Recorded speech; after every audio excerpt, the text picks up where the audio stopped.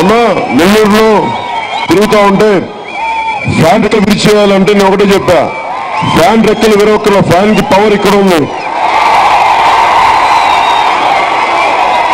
పవనం ఎక్కువైపోయింది. ఆ పవర్ జెండా వచ్చింది ఇక్కడికి నా చేతుల్లోకి. ఆ పవనమే అమరావతి పైన జనసేన ప్రభుత్వం నిలబడి జనసేన జెండాన్ని రెపరెపలాడిస్తుంది.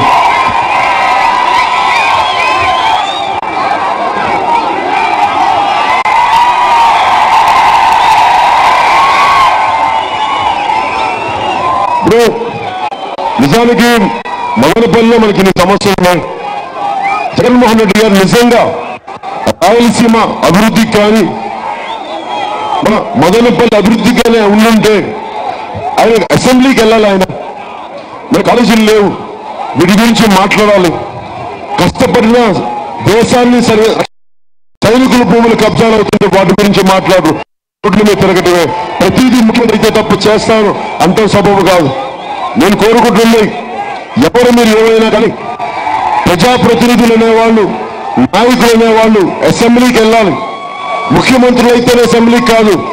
నా దగ్గర ఏముందని ఒక ఎమ్మెల్యే లేడు, ఒక ఎంపీ లేడు, కౌన్సిలర్ లేడు. మీరున్నారు, మీకోసం నేను ఈరోజు రోడ్ల మీదకి వచ్చి పోరాటాలు చేశాం.